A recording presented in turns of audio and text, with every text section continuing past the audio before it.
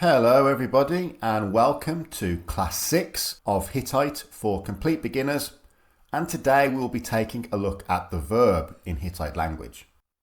Now, to begin with, there are many similarities between how the verb works in Hittite and in English. For example, we have different forms of the verb depending on person, number, voice, tense and mode.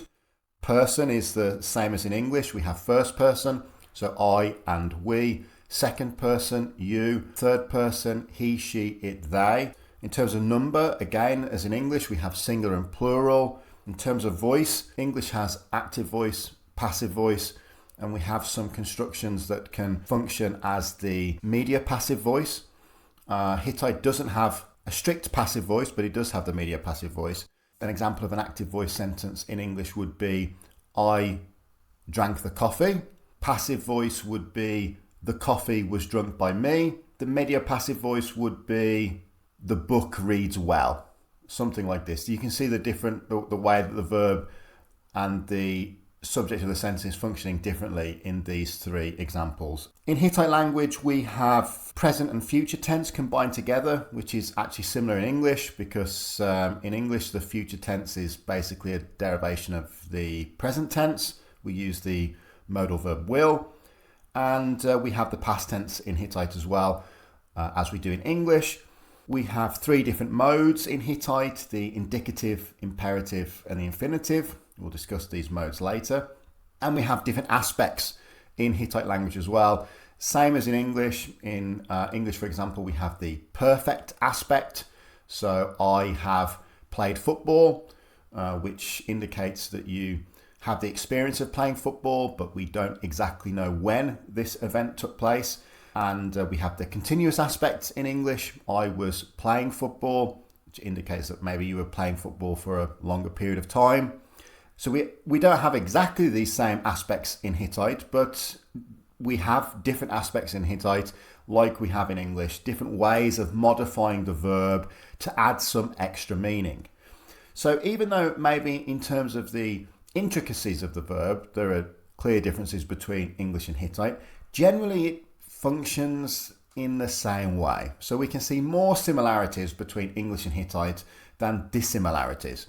And I think it's always, whenever you're learning a language, you always want to be looking for the similarities. It can help, avoid that feeling of feeling lost when learning a new language because you've got all these different concepts and ideas to take in and to absorb. Forget that. Just focus on the similarities. And in terms of the verb, there are definitely more similarities than differences. There are some key differences, however, between how the verb functions. And today I'm going to explain that through the medium of a additional language, which is going to be Polish. I speak Polish a little bit, and Polish, like English and Hittite, is a member of the Indo-European language family tree. So again, Polish has a, we can call it genetic relationship with English and Hittite because all of these languages descended from the same proto-language, which was Proto-Indo-European. But as these languages split off and diversified, each language took something different from the parent language, Proto-Indo-European, and other languages dropped parts, some languages preserved parts of that proto-language, and it's actually easier, I think, to talk about the verb and give an example from Polish than it is from English. And I'm going to actually show you why now. Because in English language, if you were to look here, for example, at the verb, I offer, you offer, he, she, it offers, we offer, they offer. With the exception of he, she and it with this S ending, there is no way to differentiate the verb from the person that you are talking about. I, you, he, she, it, we or they. So we need to have our pronouns in English to fully understand what the verb is saying. We need the I offer because we can't differentiate offer from I offer, you offer, we offer, they offer. It's all the same form. Whereas and we only have the difference in the third person singular here with the S ending.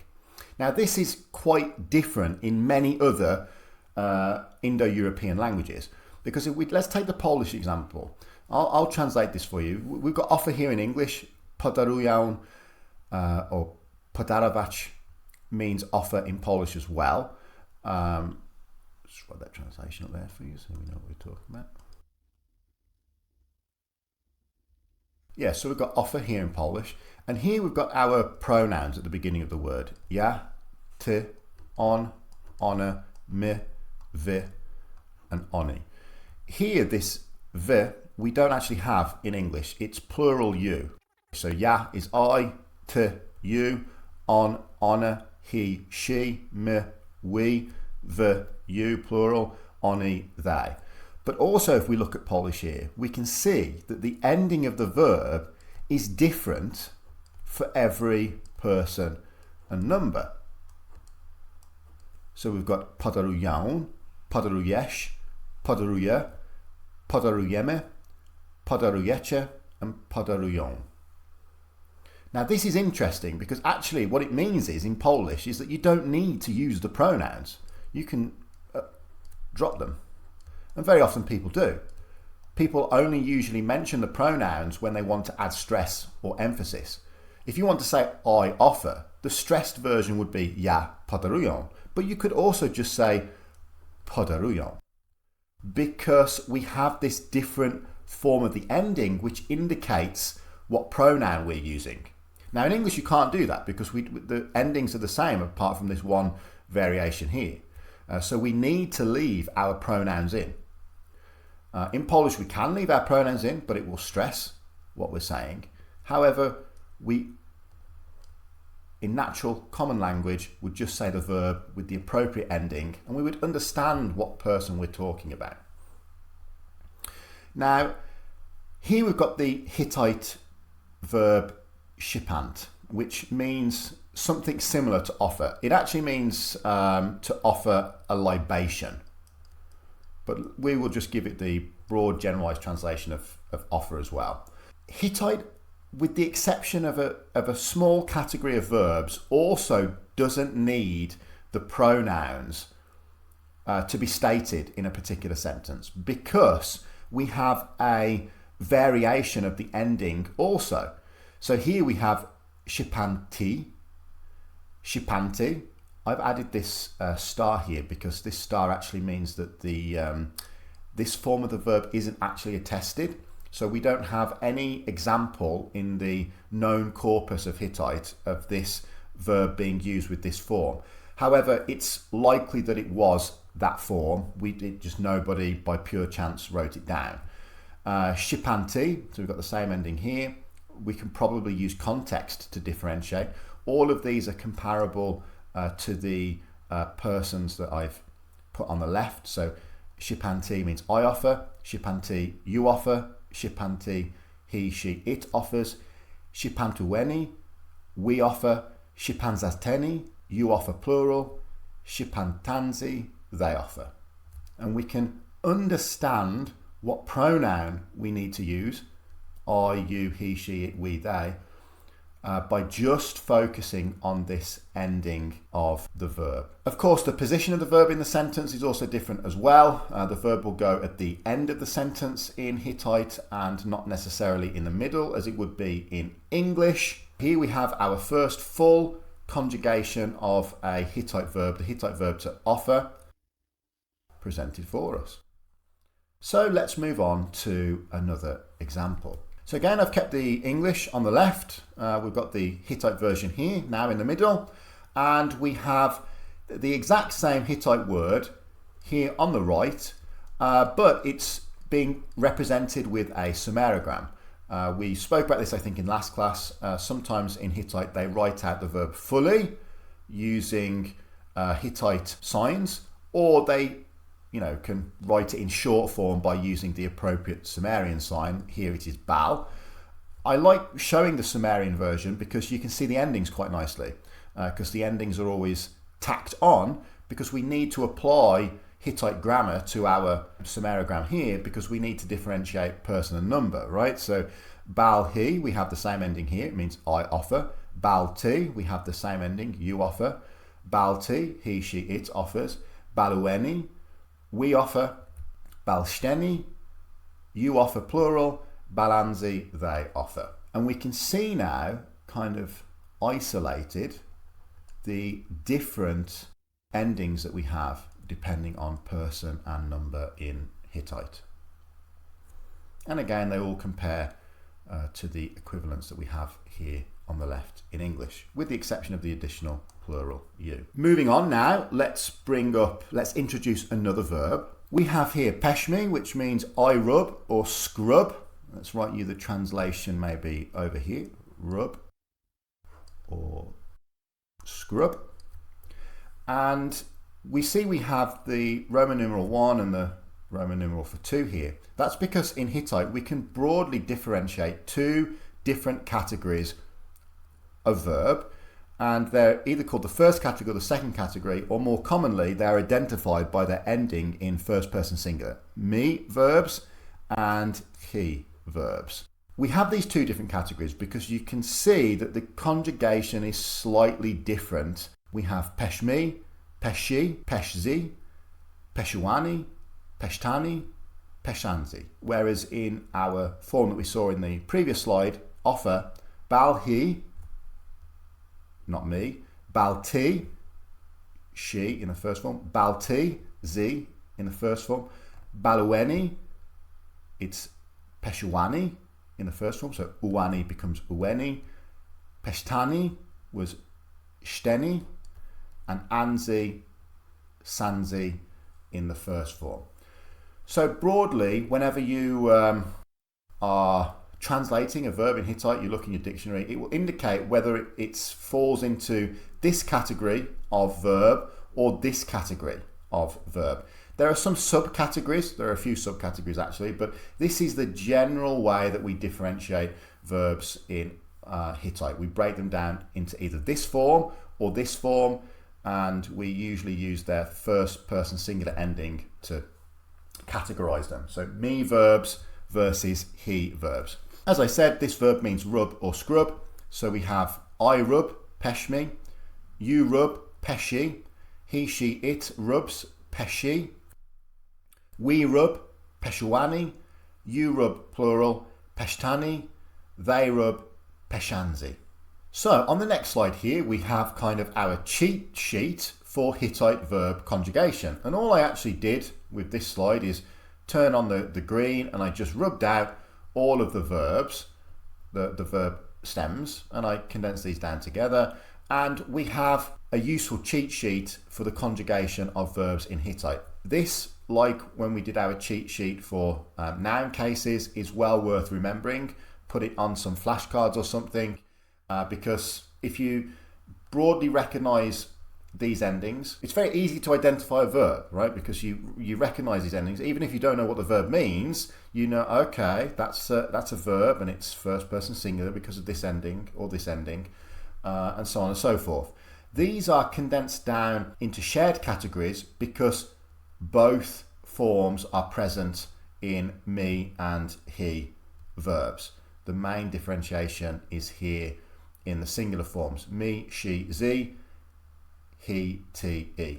Although what I will say is, just from my personal experience when I've encountered verbs in Hittite, that more often than not these endings are found with he verbs, and more often than not these endings are found with me verbs. Although obviously not always, that's why they're merged together. And anzi is the shared ending that we saw on the previous slide. There are a few other minor additional forms that I haven't written down because they're less common, but broadly speaking, this is the cheat sheet that you need to learn. So have fun with that. Important to note is that so far we've just been looking at the present tense. And obviously the conjugations that we've been looking at and the endings that we look at will be different when we begin to look at the past tense. But that's something for another class. Today we're just focusing on the present, specifically the present indicative. And for your homework, I've given you a verb which is to be, esh in Hittite. And I've conjugated this verb in a few different ways on this page. I've even provided you the Hittite version of one of these verb conjugations. I've drew it quite badly, but hopefully you can recognize the character signs. Sometimes it's actually useful to work with like poorly drawn cuneiform, because often when you're working with real cuneiform, you're not looking at the tablet, which in and of itself can often be damaged or scratched or rubbed, erased. You're looking at somebody's drawing of the tablet, and you know, with greater or lesser degrees of quality, this activity of trying to decipher my poorly drawn cuneiform, utilizing the skills from class 5, is actually, you know, quite useful in terms of your future experiences with Hittite. Anyway, so we can break these cuneiform characters down. We've got 3, right? This first character means E, this second character here, Esh, this final character, Me. When we condense it all down, so this is the transliteration that we spoke about in class 5, when we condense it all down by removing the plain spellings and things like this, we get Eshmi, Eshzi, Eshsi, Eshawani. Your goal for the homework is to translate all of these forms with the appropriate pronoun in English. So I, you, we, they, whatever it is, he, she, just these 4 verb forms here. Translate them, add the pronoun. They all mean the verb to be, but what exact form do we have here? This was just a little bit of homework to help you practice identifying those key endings that we have here. So give yourself a moment now, pause the video, write these down, and get to work. Have that verb conjugation cheat sheet with you, identify those endings, make those translations, and you'll make me a very happy Hittite teacher. So that's all for me today. I'm going to say goodbye. I hope you found this useful. Obviously, this is just an introduction to the verb system in Hittite. There are additional layers of complexity that we'll look at later, including the past tense. But for now, this is a good introduction. I wanted to make this as simple as possible because obviously for those people who've never learnt a foreign language before, the idea of changing your word order, of dropping those pronouns, I, you, he, she, it, etc. can be a little bit alien. That's why I wanted to provide that Polish example there as well to see, well, actually English is the exception in the Indo-European language family, and that often we can just identify the person by the ending of the verb as we can in Hittite language. They're the key takeaways from today's class. They would be, we need to look at the endings to get the full meaning of the verb and the person. That in Hittite we have 2 main forms of verb, the me and he forms, and they have slightly different conjugations. So yeah, I hope that's been useful. That's all for me for today. I'll be back in a few days with another Hittite class. Thank you very much and goodbye.